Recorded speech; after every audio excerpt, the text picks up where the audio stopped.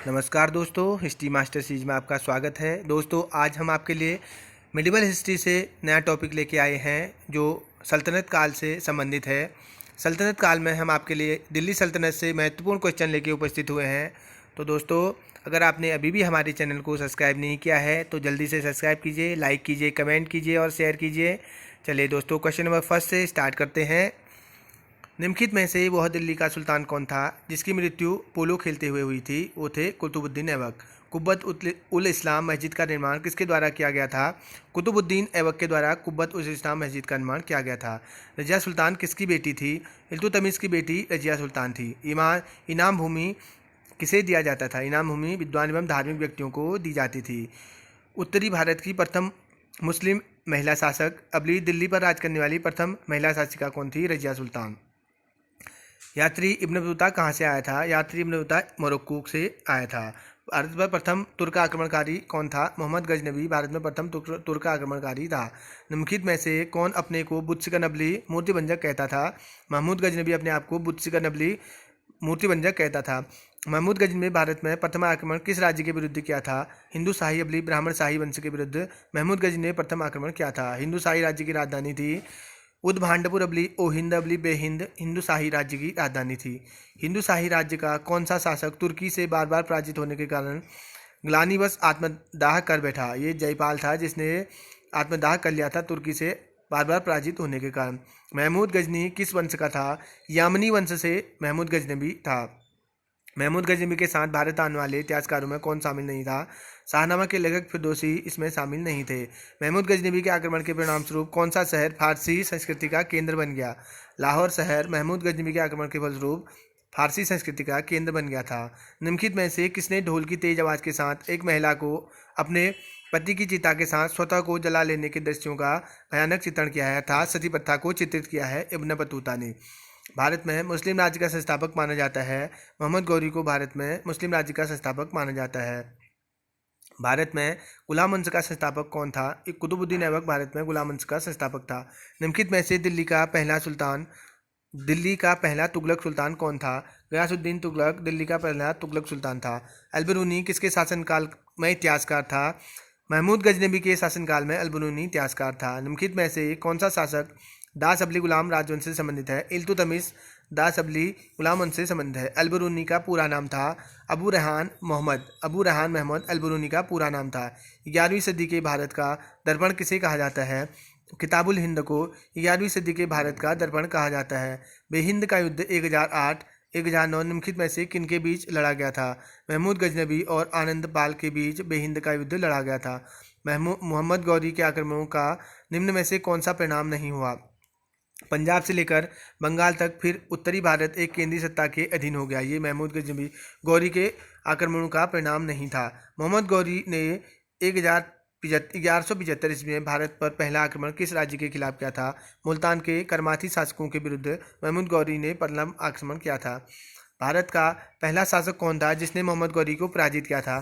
सोलंकी शासक भीम द्वितीय ने प्रथम बार मोहम्मद गौरी को पराजित किया था। मोहम्मद गौरी एवं पृथ्वीराज चौहान के बीच विवाद का मूल कारण था भटिंडा अबली ताबर हिंद। मोहम्मद गौरी और पृथ्वीराज चौहान के बीच विवाद का मूल कारण था तराइन का द्वितीय युद्ध। ऐसा निर्णायक युद्ध समझना चाहिए जिसने भारत पर मुसलमानों के आधारभूत सफलता निश्चित कर दी। बाद में होने वाले आक्रमण इसके परिणाम मात्र थे। यह कथन था B.A. स्मिथ का। ये कथन था। भारत में मुस्लिम राज्य का संस्थापक मोहम्मद गौरी को माना जाता है, परंतु भारत में स्वतंत्र मुस्लिम राज्य का संस्थापक किसे माना जाता है? ये माना जाता है कुतुबुद्दीन ऐबक को। अलाउद्दीन खिलजी के आक्रमण के समय देवगिरी का शासक कौन था? रामचंद्र देव अलाउद्दीन खिलजी के समय देवगिरी का शासक था। सल्तनत काल में भूराजस्व का सर्वोत्तम ग्रामीण अधिकारी था चौधरी। सल्तनत काल में भूराजस्व का सर्वोत्तम ग्रामीण अधिकारी चौधरी था। नालंदा विश्वविद्यालय के विनाश का कारण था? नालंदा विश्वविद्यालय के विनाश का कारण मुस्लिम आक्रमण थे। कुतुबुद्दीन ऐबक की राजधानी लाहौर थी। अलाउद्दीन खिलजी के प्रसिद्ध सेनापतियों में किसकी मंगोलों के विरुद्ध लड़ते हुए मृत्यु हुई थी? जफर खां की मंगोलों के विरुद्ध लड़ते हुए मृत्यु हुई थी। सल्तनत काल के सिक्के टका, संसगनी एवं जीतल किन धातुओं से बने होते थे? ये चांदी और तांबा। जो टका था वो चांदी का था, संसगनी ये भी चांदी का था और जीतल जो था वो तांबे का था। अलाउद्दीन खिलजी के निम्न सेनाध्यक्षों में से कौन सा तुगलक वंश का प्रथम सुल्तान बना? गाजी मलिक प्रथम सुल्तान बना था। तोल की सबसे छोटी इकाई कौन सी है? तोल की सबसे छोटी इकाई रत्ती अवली रक्तिका को तोल की सबसे छोटी इकाई माना जाता है। प्रसिद्ध कवि अमीर खुसरो किसके दरबार में थे? अलाउद्दीन खिलजी के दरबार में प्रसिद्ध कवि अमीर खुसरो थे। निम्नलिखित में से किसे कुरान का पाठ करने वाला कहा जाता है? कुतुबुद्दीन ऐबक को कुरान का पाठ करने वाला कहा जाता है। किस सल्तनतकालीन शासक को मिन्हाज ने हातिम ताई की संज्ञा दी है? कुतुबुद्दीन ऐबक को मिन्हाज ने हातिम ताई की संज्ञा दी है। निम्नलिखित में से कौन अपने को ईश्वर का अभिशाप कहता था? चंगेज खां अपने आप को ईश्वर का अभिशाप कहता था। निम्नलिखित युग्मों में कौन सा सही सुमेलित है? दीवान ए बंदगान तुगलक वंश में ये विभाग था, दीवान ए बंदगान।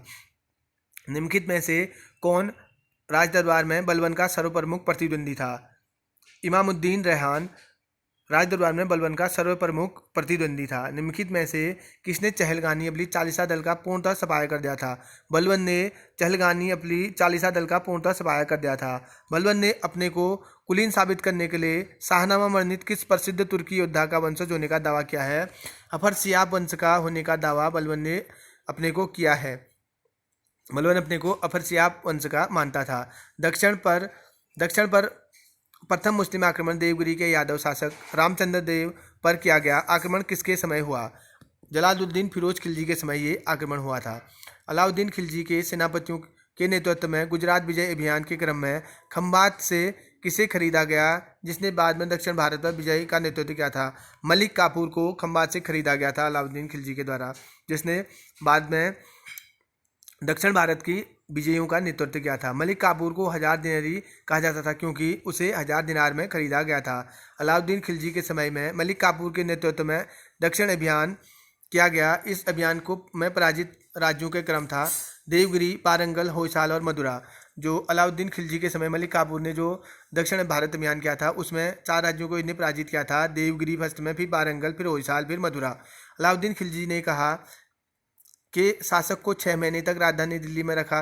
अलाउद्दीन खिलजी ने कहा कि शासक को 6 महीने तक राजधानी दिल्ली में रखा, राय रयान की उपाधि दी तथा दक्षिण के नवसारी जिला उसके राज्य में शामिल करवा दिए। अलाउद्दीन खिलजी ने किस शासक को 6 महीने तक राजधानी दिल्ली में रखा? रायान राजाओं के राजा की उपाधि दी और गुजरात के नवसारी जिला उसके राज्य में शामिल करवा दिए। देवगिरी के शासक रामचंद्र देव को ऐसा किया गया। किसने कहा था मैं ऐसे आदेश देता हूँ जो राज्य के लिए हितकर हैं, मैं यह नहीं जानता कि शरीयत में इसकी इजाज़त है या नहीं? अलाउद्दीन खिलजी ने यह कहा था कि मैं ऐसे आदेश देता हूँ जो राज्य के हितकर हैं, मैं यह नहीं जानता कि शरीयत में इसकी इजाज़त है या नहीं। अलाउद्दीन खिलजी ने किसके कहने पर सिकंदर महान के समान विश्व विजय की योजना को त्याग दिया था? अलाउक मुल्क के कहने पर अलाउद्दीन खिलजी ने सिकंदर महान के समान विश्व विजय की जो योजना उसने बनाई थी उसको त्याग दिया था। तो दोस्तों, दिल्ली सल्तनत का पहला पार्ट हम यहीं पर फिनिश करते हैं। अगला पार्ट लेके जल्दी ही आपके बीच उपस्थित होंगे। तो दोस्तों, अभी भी आपने अगर हमारे चैनल को सब्सक्राइब नहीं किया है तो जल्दी से चैनल को सब्सक्राइब कीजिए, कमेंट कीजिए। आपके बीच फिर से हम नए वीडियो के साथ उपस्थित होते हैं दोस्तों। धन्यवाद।